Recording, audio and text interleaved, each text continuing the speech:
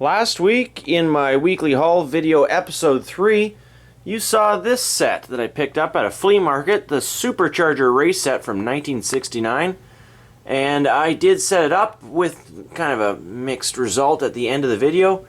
Didn't get much out of it at that time. I had set up, let's see now, I had set up this configuration out of the 3 configurations that the instructions provide you. Keep in mind that there's only one configuration on the box itself, on the display, and that is the 2-player version. I tried that one after this one didn't work out so well for me. I couldn't get the cars to go around consistently, and therefore it proved to be quite difficult to film. This is the setup that worked best for me. Now, I did take out a few pieces of the track, so it's not quite as long as pictured here. But I did leave in the critical lap counter. We've got both boosters. And that's the most fun, really, when it's just one person setting up the Hot Wheel track and racing the Hot Wheels, in my opinion. The other track you see in the background is the exact same track where I set it up with the more modern mid-1990s boosters. Now, the problem with these ones, as you'll see, is there's no speed control on them. And that has some interesting results because the cars actually go too fast for this amount of track. It probably would work better with more track, more like the version here in the picture with more track. So I could try that, but I just wanted to do a head-to-head comparison, I should say, of the old 1969 garage boosters versus some more modern powered boosters. And it turns out for this track, anyways, the older boosters actually worked better because of this adjustable speed control. Let's see some racing.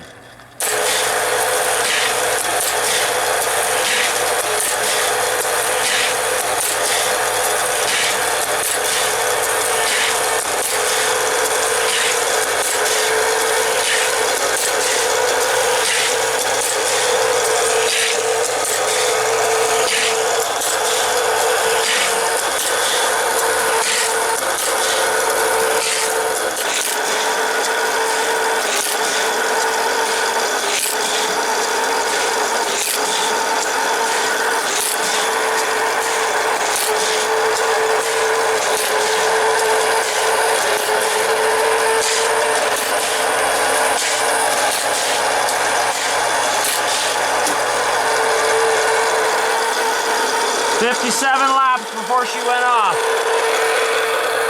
That is a good car. That is the Riveted. And the old TIE Fighter booster, as one of my viewers called it in the comments, is working better with a fresh set of batteries in it. I had this one on the half power, this one on the full power. It seems to be a slightly weaker booster.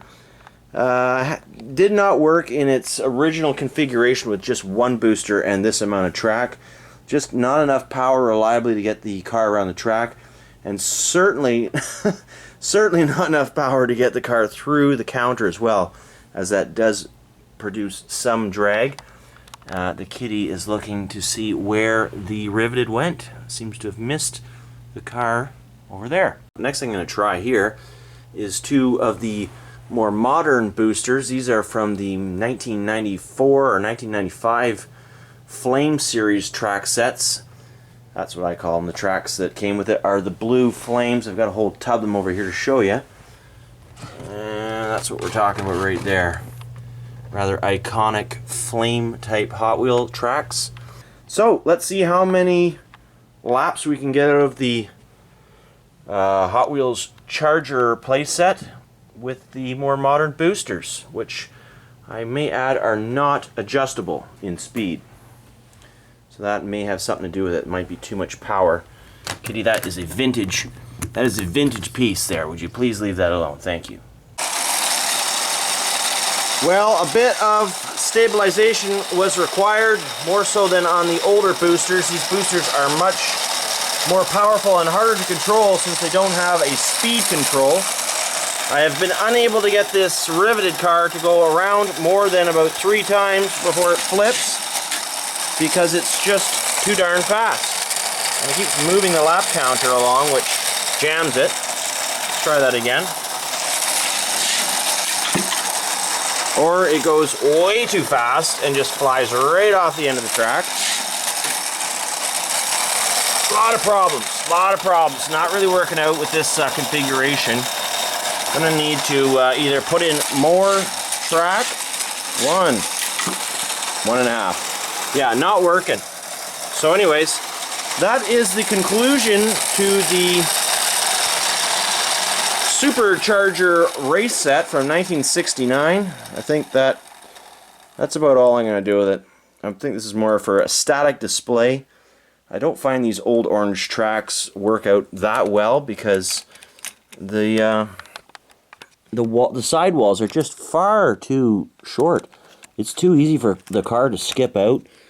It's a lot more fun to use the track sets that are previously mentioned. The newer stuff has a much higher sidewall, so well, I think that's what we're going to do next. Anyways, just wanted to kind of finalize what my thoughts were and the playability of this older track set. I know that some people can get these things to work out quite well, but usually involves taping them down, tapes at the seams, like masking tape. Some very strategic car choices, and probably somewhat better condition. This is in great condition, but the motors are unequal on my set here. There's one, the TIE Fighter Howler doesn't have as much power as the quieter one. I've exchanged batteries multiple times and that doesn't seem to make a difference. So anywho, there's a great channel, Smackarel Cafe, on YouTube, and he does all sorts of vintage track sets with no problem, but like I said, a lot more preparation than I'm giving this vintage track set.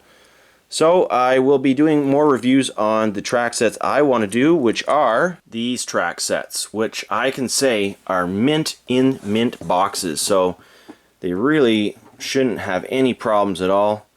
And these are the track sets I grew up with, being a 30-something-year-old man. So these are the track sets that we're going to be looking at a lot more so than the vintage track sets.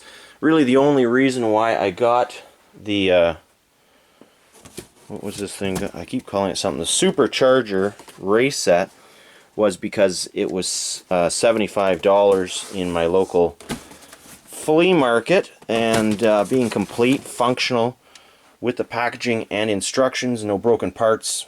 It's just great to have it for Hot Wheels history and to play around with. It was fun to play around with, but I'm done. I'm done with it for now. I've got too many other track sets to play with. So say goodbye. Bye-bye.